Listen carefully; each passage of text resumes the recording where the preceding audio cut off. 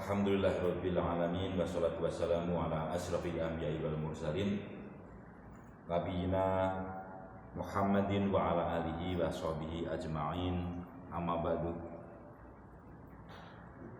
Bapak-bapak jamaah salat maghrib yang dirahmati Allah, syukur alhamdulillah kita semua dipertemukan Allah pada malam hari ini kembali dalam kajian tafsir yang insyaallah kita pelajari bersama-sama. Dan tafsir yang akan kami bawakan yaitu tafsir Al-Munir. Al-Munir artinya yang menyinari, dari kata nur cahaya, nar api, nawir munawar munawir, isim fa'il isim maf'ul, kurang lebih artinya yang menyinari.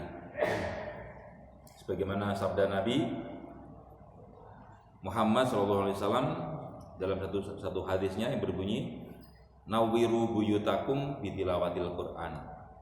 Sinarilah rumah-rumah kalian dengan membaca Al-Quran. Baik jemaah yang berbahagia, salawat dan salam mudah-mudahan tercurah pada Nabiullah Muhammad sallallahu alaihi wasallam. Sebelum kita mulai, mari kita baca basmalah bersama-sama. Bismillahirrahmanirrahim. Jamaah sekalian, silakan disiapkan mushafnya. Kita lanjutkan kajian yang malam Ahad lalu, yaitu masih di surah Al-Baqarah ayat 21 dan 22. Silakan disiapkan. 21 22 surah Al-Baqarah. Baik, kita baca bersama-sama. A'udzu billahi minasy syaithanir rajim. Bismillahirrahmanirrahim. Ya ayyuhan nasu u'budu rabbakumul ladzi khalaqakum walladzina min qablikum la'allakum tattaqun.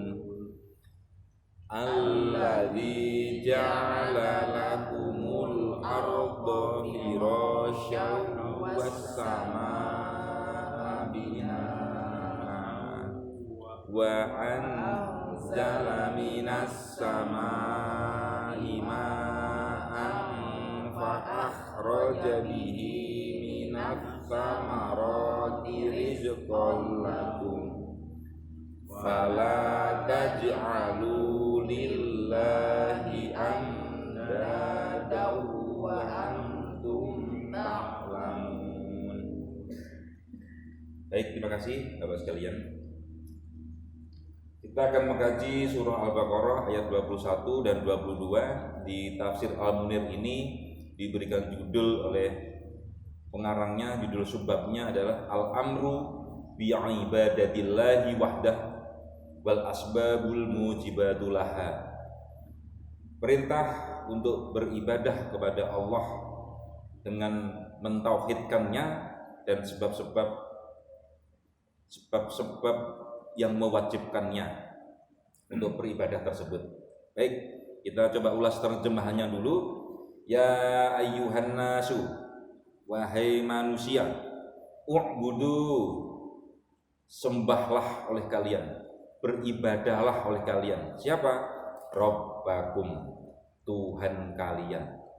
Nah, kalau barangkali bapak-bapak kalau baca terjemahan di beberapa terjemahan itu kadang Tuhanmu terjemahnya. Menurut saya kok kurang tepat. Karena apa? Kalau mu itu biasanya untuk satu.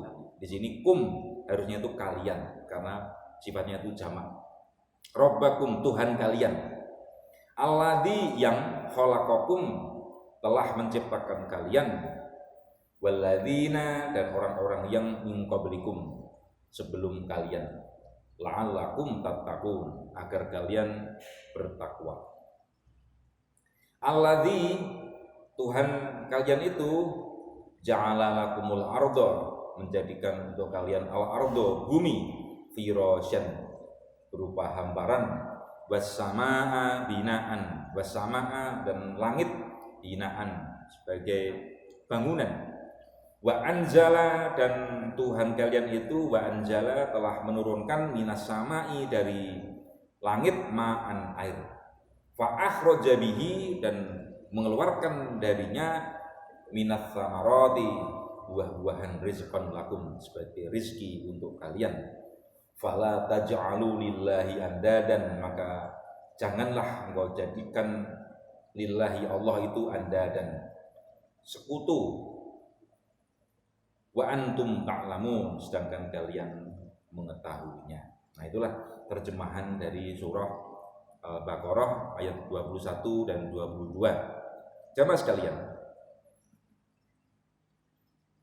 setelah beberapa waktu kemarin kita mempelajari tafsir Al-Munir, itu sebelumnya itu membahas tentang kategori manusia, ada yang mukmin, ada yang kafir, ada yang di antara tengahnya yaitu munafik. Nah, sekarang berubah babnya, sudah tidak membahas masalah ayat tentang munafik yang cukup panjang lagi. Sekarang adalah perintah untuk beribadah kepada Allah dengan cara mentauhidkannya. Pertama, jamaah sekalian, yang pokok hal penting yang perlu jamaah ketahui bersama, di Al-Quran suka ada diawali dengan kalimat ya ayyuhan nas, ada lagi ya ayyuhal kafirun, ya ayyuhalladzina amanu. Disebut ya, ini harfu nida, huruf untuk memanggil. Manggil siapa? Memanggil manusia. Biasanya seperti yang bapak-bapak ketahui bersama, kalau diawali dengan huruf ya ayyuhan nas itu turunnya di Mekah.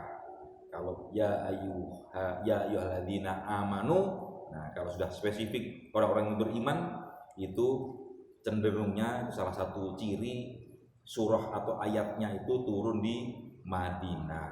Itulah salah satu yang membuat ulama itu bisa membedakan hal seperti itu. Nah, kemudian teman sekalian, hal-hal penting lagi yang perlu disampaikan di sini. Pertama, manusia disuruh menyembah kepada Allah alladzi khalaqakum, yang telah menciptakan kalian, ya kita manusia ini, dan juga orang-orang sebelum kalian, la'allakum tattaqun. Nah, dengan perintah untuk berubudu, ibadah, itu mudah-mudahan kalian menjadi orang yang bertakwa. Ibadah itu aslinya juga berasal dari bahasa Arab. Ada banyak bahasa Indonesia yang diserap dari bahasa Arab. Bahkan jamaah sekalian, agak sedikit keluar dari tema ini, kalau jamaah lihat, ada juga bahasa Arab itu yang kaitannya dengan bahasa Inggris. Itu pernah dulu saya bikinkan satu kultum tersendiri, kalau bapak-bapak pernah lihat. Contohnya yang mirip-mirip, misalnya bahasa Arab surga yang sangat tinggi itu apa Pak? Bahasa Arabnya apa? Firdaus. Dalam bahasa Inggris ada lagi namanya paradise. Hampir mirip itu. Firdaus, paradise. Hampir mirip. Surga Eden itu dalam bahasa Inggris ada itu. Dalam bahasa Arab juga Jannatu Adnin. Nah, hampir sama. Adnin dengan Eden.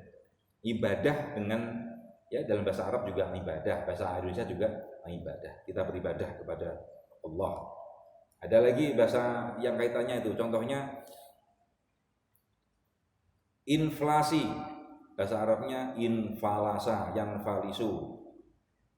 Inflasi hampir mirip, sama. Inflasi itu kondisi di mana ya, mungkin pengeluaran lebih banyak daripada pendapatan. Inflasi itu orang yang tidak punya uang.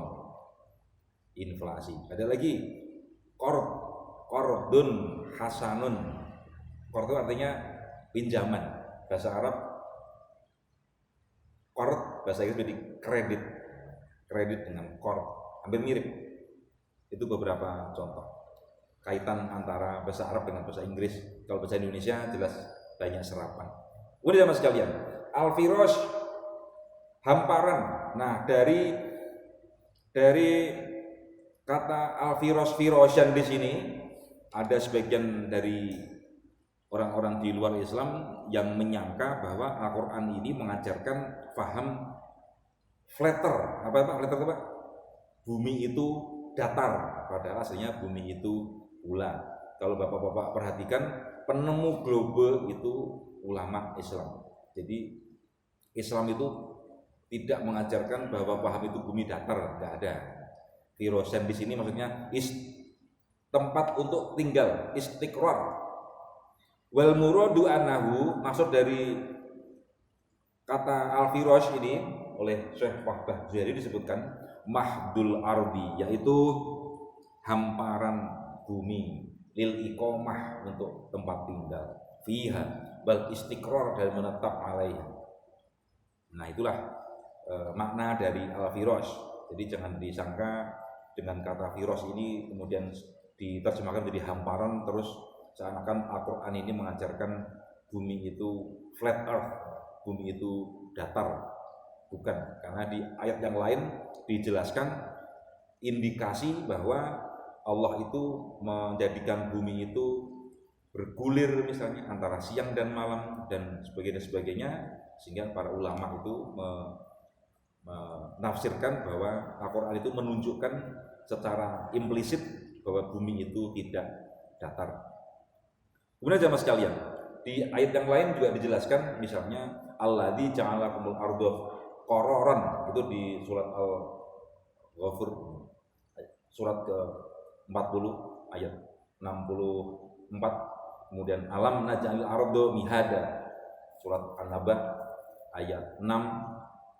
Kemudian hal yang lain yang perlu kami jelaskan, yang penting lagi binaan.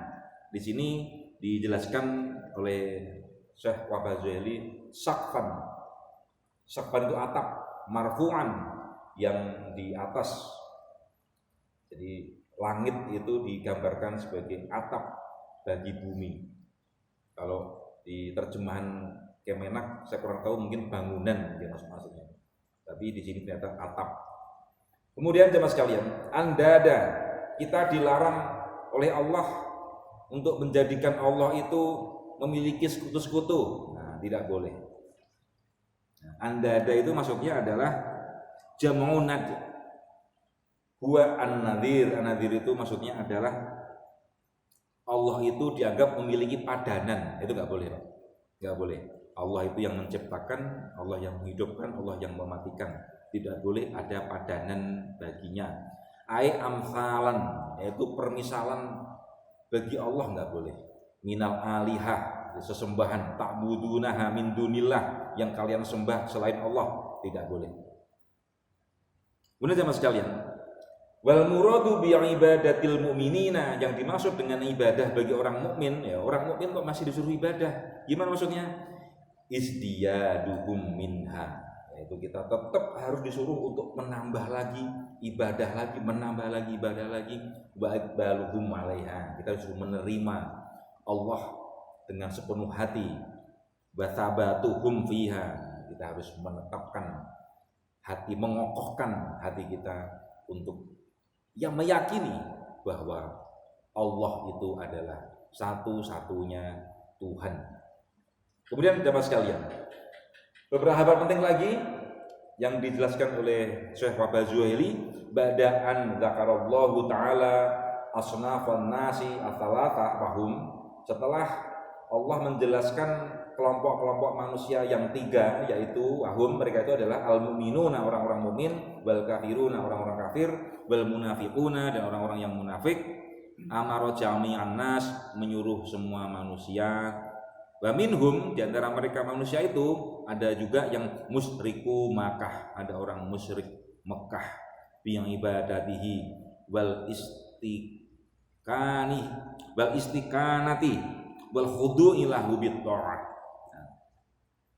Waktu Al-Quran turun itu juga menyuruh penduduk Mekah itu agar meninggalkan ibadah mereka yang menyembah patung berhala, kemudian diubah menjadi hanya satu dengan kalimat tauhid, yaitu la ilaha illallah, agar menyembah pada Allah, wal istiqanah, merendahkan diri kepada Allah. Bal khudu juga sama, merendahkan diri kepada Allah bitta'ah, dengan ketaatan. Wa ifradur rububiyah wal wahdaniyah, dan mengesakan, menunggalkan dalam hal rububiyah. Rububiyah itu bentuk salah satu keyakinan bahwa Allah itulah yang menciptakan alam semesta, namanya rububiyah. Nanti ada lagi ilahiyah. Kalau ilahiyah hanya kepada Allah kita itu menyembah. Nah, kalau rububiyah itu yang Rob itu yang menciptakan, Allah yang menurunkan hujan, Allah yang menghidupkan, Allah yang mematikan. Bal wahdaniyah, dan kita harus memiliki rasa bahwa satu-satunya saja, tidak ada yang lain. Jamaah sekalian, orang-orang musyrik Mekah itu wa ibadatuhu, ibadah mereka itu dunal authan. Nah, mereka itu suka menyembah al-authan. Authan itu ya berhala, bal asnam. Asnam itu ya berhala. Mungkin kalau mendalami dalam bahasa Arab nanti akan dibedakan bedanya apa antara authan dengan asnam. Dulu menurut sejarah di Mekah itu ada berapa berhala, Pak? 360 berhala, banyak sekali. Yang terkenal apa saja, Pak? Ada yang ingat, Pak? Lata, Uzza, Manat, Hubal. Tenang, Pak. Bapak nggak usah hafal, nggak apa-apa, nggak masuk ujian. Sehingga dulu salah satu saudara Nabi itu ada yang nama Abdul Uzza, hambanya nama berhala yang bernama Uzza. Manat itu juga nama, Hubal itu juga nama berhala di zaman dulu, zaman jahiliyah. Nah, itulah begitu turun ajaran Islam, semua berhala dihancurkan, sudah nggak ada lagi. Sekarang diganti menjadi la ilaha illallah, tiada Tuhan selain Allah. Jamaah sekalian, kalau menurut saya untuk saat ini itu orang menyembah berhala mungkin sudah nggak ada ataupun sangat sedikit sekali. Tetapi beberapa indikasi yang kadang-kadang suka mengganggu pikiran itu ada saja. Contohnya di kampung saya di Jawa sana itu, mohon maaf ini kadang kalau orang punya gawe, misalnya bikin jembatan, kepala kerbau dipotong terus ditanam, nah itu ditujukan untuk siapa itu? Nah itu kadang mengganggu pikiran, Pak. Ini untuk siapa? Untuk kalau di Jawa itu namanya danyang itu orang yang bangsa gaib yang menunggu daerah situ. Nah kita itu kalau mau lewat harus punten. Nah gitu. Jadi kalau di Jawa itu, Pak, sebagian yang masih tertinggal itu di perempatan itu dikasih apa? Sasajen. Tapi seiring berjalannya zaman, dakwah Islam sudah nggak ada lagi, sudah nggak ada lagi kayak gitu. Kalaupun ada tinggal sedikit. Tapi di kampung saya yang sana, Pak, kadang masih ada yang kayak gitu. Nah itu hati-hati, Pak. Itu berhubungan dengan tauhid tadi. Kita harus meyakini bahwa yang menyelamatkan kita, yang memberikan apapun kepada manusia itu hanya zat Allah saja, tidak ada yang lain. Kita tidak perlu meminta tolong jin, meminta tolong setan, nggak usah, Pak. Kita itu kadang lagi Pak di Jawa ini saya cerita ini, Pak. Tahu, Pak, mereka itu ya sholatnya ya rajin, Jumatan ya sholat 5 waktu, tapi tahu mereka yang memberikan rezeki itu Allah. Tapi ketika berterima kasih kau siapa, Pak? Nyi Roro Kidul. Nyi Roro Wetan, Nyi Roro Kaler, ada yang kayak gitu. Ya, itu salah ya. Harusnya berterima kasih juga kepada Allah, bersyukur kepada Allah. Tidak perlu berterima kasih kepada yang lain, kita bersyukur kepada Allah. Kepada manusia bersyukur juga kita berterima kasih. Rasulullah bersabda dalam satu hadisnya, man lam yaskurin nas lam yaskurillah, atau kama qala. Karena siapa yang tidak pernah berterima kasih kepada manusia, dia sejatinya tidak pernah berterima kasih juga kepada Allah. Nah kita kalau misalnya panen gitu, kalau di kampung-kampung itu masih ada yang orang sesajen ke laut pakai tumpeng, nasi tumpeng itu nasi dibikin tumpeng, lauk pauk segala macam gitu. Kadang ya ada ayam apa namanya tuh, ayam yang digoreng masih utuh itu mana apa? Bekakak. Nah, itu dibuang ke laut ya. Menurut saya itu kok hati-hati, itu bisa menggelincirkan tauhid kita. Kalau punya rezeki, mending dibagikan kepada orang yang tidak mampu, tetangga sebelah, panggil anak yatim ke rumah, sudah kita syukuran. Orang bikin jembatan daripada kepalanya itu ditanam ke situ atas nasihat dari dukun, sudah kita undang ustadz saja ke situ. Nah, kita undang ustadz, kita makan bersama, nanti didoakan, mudah-mudahan selamat. Itu insya Allah bisa selamat daripada mengikuti yang seperti itu. Nah, ini kadang di Jawa lagi Pak, ini hati-hati juga ini. Orang pengen usaha sukses, datang ke dukun. Dukunnya itu juga penampilannya seperti ustadz, pakai serban, dia pakai baju koko, kadang pakai sarung gitu. Tetapi ketika ditanya bagaimana usaha saya biar apa namanya, biar lancar, panggilnya ustadz atau kiai atau apalah gitu misalnya, kamu harus nyari ayam hidung Pak, hidung cemani. Nah, sauna mun dipenjet ge getihna ge hidung cenah gitu. Mun ayamnya nyiduh ge ciduna ge hidung. Sahur. Nah, abi kita tinggal Pak. Nah, yang kayak gitu-gitu harus hati-hati yang sekalian. Kita itu harus meyakini bahwa Allah itu memiliki sifat, salah satu asmaul itu Ar-Razzaq, Allah yang memberi rezeki. Kita harus yakin, tidak perlu datang ke dukun. Kalau mau ya panggil saja ustadz untuk mendoakan agar rezekinya lancar. Di antara bolehnya tawasul kan minta doa kepada orang yang soleh. Yang soleh diminta doa pada ustadz, ajengan, kiai, ustadz tolong didoakan mudah-mudahan rezeki saya lancar. Itu insya Allah lebih berkah, lebih selamat dunia akhirat daripada datang kepada dukun. Oh budu robbakum, sembahlah Tuhanmu yang telah menciptakanmu dan juga menciptakan orang-orang yang sebelum kalian. Walat fala taj'alu lillahi andadan, dan jangan jadikan Allah itu ada sekutu-sekutu. Hati-hati. Di antara dosa yang tidak terampuni itu dosa syirik. Hati-hati jemaah sekalian. Kita mungkin pernah mencuri sendal temennya, mencuri uang kakaknya, adiknya, atau mungkin mencuri tetangganya. Itu kalau tobat, insya Allah masih ada pintu tobat. Tapi kalau sudah menduakan Allah, jangankan Allah Pak, istri kita saja kalau di madu marah nggak Pak? kalau tidak marah itu sudah hebat. Istri kita aja marah, apalagi Allah diduakan. Allah itu nanti bisa marah beneran. Hati-hati jamaah sekalian. Kemudian jamaah sekalian, selanjutnya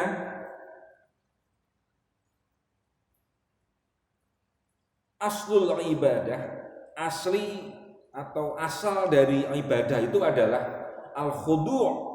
Khudu' itu ya apa ya? Ya merendahkan diri kita serendah-rendahnya di hadapan Allah. Wa tadallul. Tadallul itu ya merendahkan diri, Pak.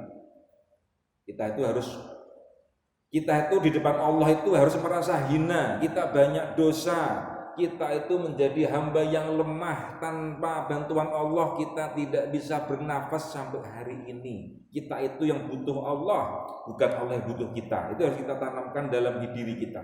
Nah, itu pengertian dari ibadah. Jadi kita tidak boleh ada sifat sombong, tidak boleh. Rasulullah bersabda, la yadkhulul jannah man kana fi qalbihi mithqalu dzarratin min kibrin. Itu hadis yang sangat terkenal yang kita baca dulu dari zaman kecil. La yadkhulul jannah, tidak akan bisa masuk surga man kana fi qalbihi, barang siapa yang di hatinya mithqalu dzarratin min kibrin. Nah, ini ada sepitik kesombongan, itu nanti bisa menjadikan dia tidak dapat masuk surga. Hati-hati jangan sekalian.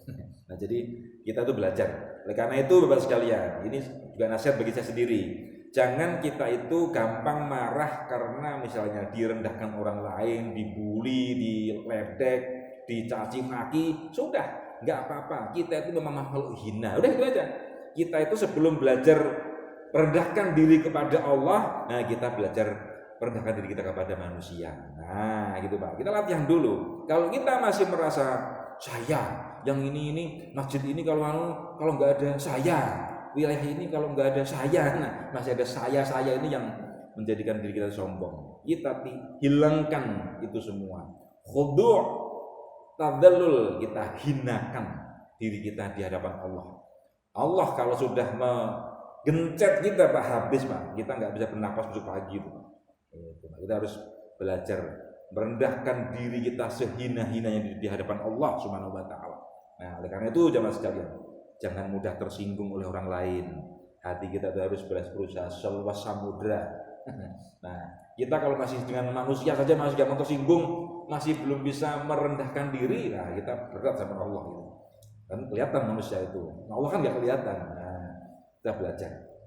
Namun demikian kita juga jangan juga merendahkan orang lain, tidak boleh. Kalau bapak-bapak ketemu orang lain yang kira-kira itu mungkin dari sisi bajunya kok lusuh, ekonominya kelihatannya masih sulit, bisa jadi dia mulia di hadapan Allah dibanding kita. Nah, itu harus merasa seperti itu. Jadi kita itu harus merasa orang itu tidak boleh sombong, harus khudu', merendahkan diri serendah-rendahnya di hadapan Allah. Kita yang fakir, kita yang butuh Allah, bukan Allah yang butuh kita, enggak. Kita mau ibadah, habis ini mau sholat atau mau pulang tidur enggak sholat isya misalnya, Allah enggak butuh Pak, tapi kita yang butuh Allah. Itu jemaah sekalian. Kemudian jemaah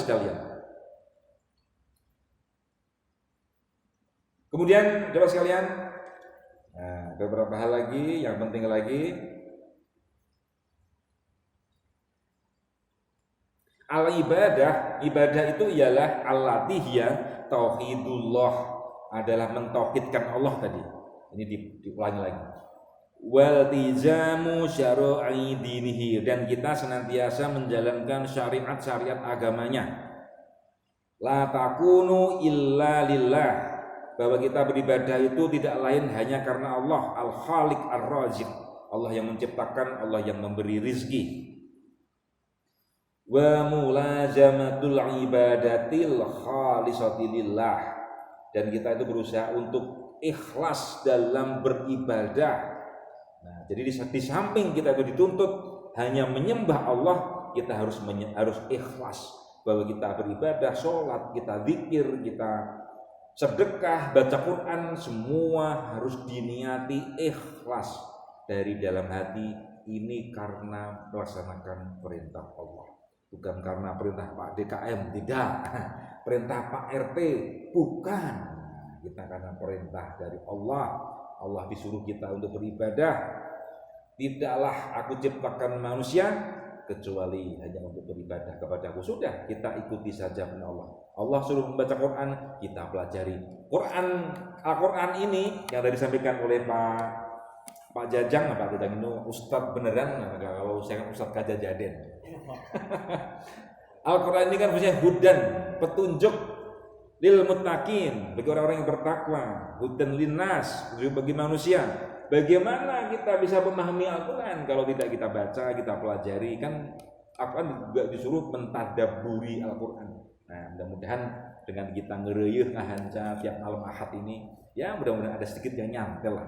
Ini juga pembelajaran bagi saya, Bapak-Bapak sekalian, karena saya tidak pernah kuliah di jurusan tafsir Al-Quran, nggak pernah. Kalau Pak Jajang ini kan beliau pernah di pesantren, nah, insya Allah ilmunya jauh lebih tinggi daripada saya. Kalau saya ini kajajaden,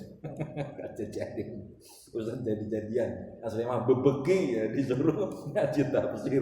Nah, tapi saya berusaha untuk tidak kemana-mana. Saya berusaha untuk berpegang kepada silabusnya, kurikulumnya, yaitu tafsir Al-Munir.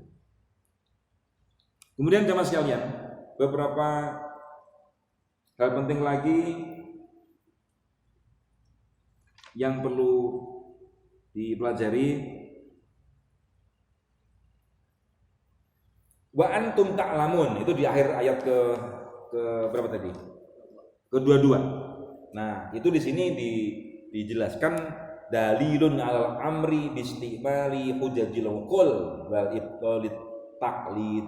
Jemaah sekalian, jadi manusia itu sejatinya sekalipun misalnya belum pernah ketemu Nabi Muhammad, tidak pernah mendengarkan syiar tentang Islam, itu manusia secara akal, kecerdasan itu pasti meyakini bahwa pertama misalnya pasti ada Tuhan yang menciptakan manusia. Bagaimana hidup ini hadapnya kok ke bawah kemudian ke atas, pasti tidak mungkin itu tiba-tiba, nggak mungkin, pasti ada yang menciptakan. Mengapa rambut ini tambah panjang tapi hanya selang berapa senti saja, rambut alis nggak pernah panjang tuh Pak. Coba kalau rambut alis ini panjang kayak rambut di sini, repot Pak, nanti digunting misalnya gitu, repot. Yang panjang rambut kepala tuh Pak. Kumis, ada janggut. Manusia dikasih gigi untuk gigit untuk makan. Hewan juga dikasih gigi juga untuk makan. Tuh, pasti hal itu secara akal itu pasti ada penciptaan. Nah, kemudian jemaah sekalian, secara akal lagi, Tuhan itu tidak mungkin digambarkan, Pak. Di dalam agama Islam tidak boleh menggambarkan Tuhan. Jangan Tuhan Pak, Nabi Muhammad saja tidak boleh digambar. Kalau Tuhan itu digambarkan pasti ada cacatnya. Nah, Bapak-bapak menggambar Tuhan bentuknya putih. Saya nggak bilang agama sebelah ya Pak. Putih jenggotan, pasti ada yang mencela. Kenapa Tuhan jenggotan? Nah, jenggotan itu kan kayak kaum radikal, gitu. Harusnya Tuhan itu perkumis gitu Pak, yang gagah gitu. Kumisnya juga baplang panjang gitu. Nanti ada juga yang nggak setuju, dikasih kumis panjang, Tuhan kok nggak klimis gitu. Pokoknya Tuhan itu klimis, rapi gitu, kumis yang dipotong, gitu. Ada aja Pak. Kalau digambarkan dalam bentuk visual Pak, pasti ada kekurangannya. Nah Islam tuh nggak boleh kayak gitu Pak. Itu salah satu fungsi akal. Kita bisa memikirkan, oh iya Tuhan itu jangan digambarkan dengan hal-hal yang bersifat indrawi, hisiyah, bahasa Arabnya itu nggak boleh. Nah, karena itu jemaah sekalian, agama Islam ini agama yang paling masuk akal. Ustadz boleh nikah Pak. Kalau agama lain kan tokoh agama itu malah nggak boleh nikah Pak. Ustadz itu orang soleh. Bagaimana kalau orang soleh malah nggak boleh punya keturunan? Orang yang yang tokoh agama saja belum tentu anaknya soleh kan gitu. Biasanya tokoh agama itu anaknya soleh, ini malah nggak boleh nikah. Dalam Islam Ustadz boleh nikah. Malah kadang Ustadz itu istrinya berapa istrinya Pak? Lebih dari satu malahan gitu. Manusia itu pasti pengen punya pasangan Pak. Nggak mungkin sendirian, sepi di rumah itu. Bapak-bapak yang masih jomblo silakan nikah lagi. Itu sesuai dengan nurani manusia. Islam itu mengajarkan tidak boleh menikahi mahram misalnya. Kakak sama adik nggak boleh nikah, bapak sama ibunya nggak boleh nikah. Itu dalam Islam diatur. Orang yang nikah dekat itu nanti itu ilmiah itu ternyata anaknya ada cacat biasanya karena apa? Hubungan darah tuh Pak. Jadi Islam itu selalu sesuai dengan zaman, sesuai dengan ilmu pengetahuan. Ada memang beberapa hal yang mungkin kita bisa belum mempelajari gitu. Ya mungkin nanti 5 tahun lagi, 10 tahun lagi nanti akan terbukti. Mengapa kok sholatnya itu misalnya kok maghrib itu kok 3? Itu nggak bisa Pak diakal itu kan, dipikir akal nggak bisa.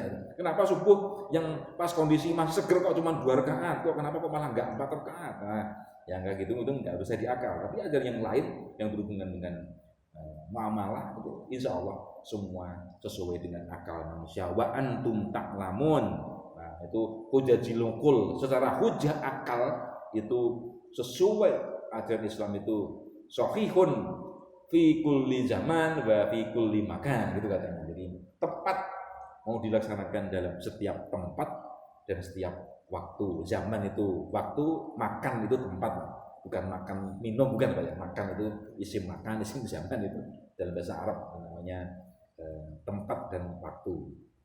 Demikian jemaah sekalian, mudah-mudahan yang sedikit ini ada manfaatnya. Barangkali ada yang perlu ditanyakan silakan. Kalau saya bisa menjawab akan saya jawab, tapi kalau enggak bisa menjawab ya akan saya carikan jawabannya, atau silakan tanya kepada ustadz yang lebih paham. Nah sekali lagi jemaah sekalian, kita itu ada Ustadz Jajang ini, beliau guru di pesantren. Saya tadinya itu malu Pak, saya kalau mengajar tafsir di sini Pak. Ini siapa ini? Kuliah agama nggak pernah, pesantren juga nggak pernah, tiba-tiba pelajari tafsir dengan pengantar bahasa Arab. Waduh, bisa mati kutu kita ini. Nanti kalau ada yang salah saya mohon diluruskan di Pak Jajang. Silakan Bapak sekalian. Kalau ada yang ditanyakan silakan Pak. Nah, Malam ini ada 1, 2, 3, 4, 5, 6, 7, 8, 9 orang. Alhamdulillah. Jamaah sekalian, dalam bahasa Arab itu ada 3 kategori, Pak. Kalau 1 itu namanya mufrad, single. 2 namanya mutsanna, isim mutsanna. Artinya itu dual, 2. Kalau bahasa Indonesia nggak ada, Pak, 2 itu. Bahasa Arab tunggal ada tunggal. Bahasa Arab ada tunggal dan 2 mutsanna. Yang ketiga namanya jamak. Nah, jadi kalau sudah lebih dari 2 yang hadir, banyak lagi. Gitu. Bahasa Arab gitu aja, gampang gitu. Nah, nanti kalau Bapak belajar bahasa Arab, ada nanti jamak mudzakkar salim, jamak muannas salim, lagi jamak taksir. Nah, bahasa Arab itu memang banyak yang perlu dipelajari. Nah, saya tuh makanya, Pak, saya itu malu kalau membahas tafsir di depan Pak Jajang ini, malu. Beliau ini guru pesantren, sementara saya ini ustadz odong-odong ya. Silakan, Pak. Ada yang tanya, Pak? Nah, kemudian jamaah sekalian, Bapak baca, ya ayuhan nasu. Dalam bahasa Arab, ini sedikit belajar bahasa Arab ini. Saya dulu kalau nggak salah, Pak, 10 tahun yang lalu itu di Masjid Lama itu pernah mengadakan kajian bahasa Arab. Pak Manan pernah ingat ya, Pak? Yang ikut cuma 2 orang, Pak Manan sama Pak Hyar. Sepuh-sepuh semua dulu. Waduh, ini sepuh-sepuh semua ini dulu di sana, Pak. Saya pernah itu. Itu mungkin 10 tahun yang lalu lah itu, Pak. Masih masjid yang lama. Saya masih ingat, Pak, tempatnya sekarang jadi PTM itu, jadi pingpong itu, Pak, di situ. Saya pernah mencoba mengajarkan bahasa Arab itu karena saya itu seneng hal-hal yang di luar apa, Pak, ya, karena saya belajar dulu kuliah itu di ilmu umum gitu, coba belajar agama, ternyata bisa dipelajari dengan ilmu yang nyata. Bahasa Arab harus bisa karena ya menurut saya, Pak, standar yang paling penting untuk seorang ustadz itu minimal ya sedikit harus bisa bahasa Arab. Jangan sampai nanti dalil salah, aduh salah, malu, Pak, itu. Akhirnya dibaca marfu domah kok dibaca fathah misalnya, wah itu salah. Contohnya di sini, Pak, budu robbakum, kenapa dibaca robba misalnya, kok bukan robbu gitu, Pak? Itu dalam bahasa Arab dipelajari gitu tuh. Oh ternyata itu mansub, kenapa? Karena dia maf'ul bih. Dari mana? Dari budu. Sembahlah kepada siapa? Tuhanmu. Tuhan itu sebagai objek yang disembah, makanya dibacanya robba. Bapak kalau ngaji, alhamdulillahi robbi, robbal alamin, Pak, robbi atau robbu? Alhamdulillahi robbi itu, Pak. Ini robba, hi robbil alamin tuh, Pak. Huruf terakhir dalam setiap kata dalam bahasa Arab itu menentukan kedudukan kata tersebut. Tuh, Pak, itu di situ tuh. Kalau kita belajar bahasa Indonesia tidak perlu mempelajari subjek, predikat, objek, nggak perlu, karena susunannya sudah tentu. Saya memukul kucing, ayah melihat anjing, ibu pergi ke pasar, udah itu aja. Bahasa Arab enggak, Pak. Bahasa Arab enggak. Kata kerja dulu, baru subjek, baru objek. Kadang kata kerja dulu, objek dulu, baru subjek. Tuh. Harokat akhir setiap kata itu menentukan kedudukan kata di dalam bahasa Arab. Nah, karena itu jemaah sekalian, karena ini memang ilmu yang panjang, sehingga gitu orang yang pesantren baru 1-2 tahun itu belum dapat ilmu apa-apa. Karena apa? Ilmu alat, ilmu bahasa Arab itu dipelajarinya sangat mendalam sekali. Apalagi harus misalnya menjadi seorang ustadz, wah itu belajarnya mungkin bisa belasan tahun, baru futuh, baru terbuka akalnya itu. Kalau saya ini dari pesantren kilat, Pak, cuma 2 minggu. Jadi ilmunya ya belum mencapai sampai sedalam itu. Nah, tapi ini kita sama-sama belajar ya, Mas sekali. Sama-sama belajar. Karena apa? Islam ini tidak mewajibkan kita untuk menjadi ustadz semua, cerdas semua, enggak, Pak. Tapi yang dituntut kita adalah tholabul ilmi.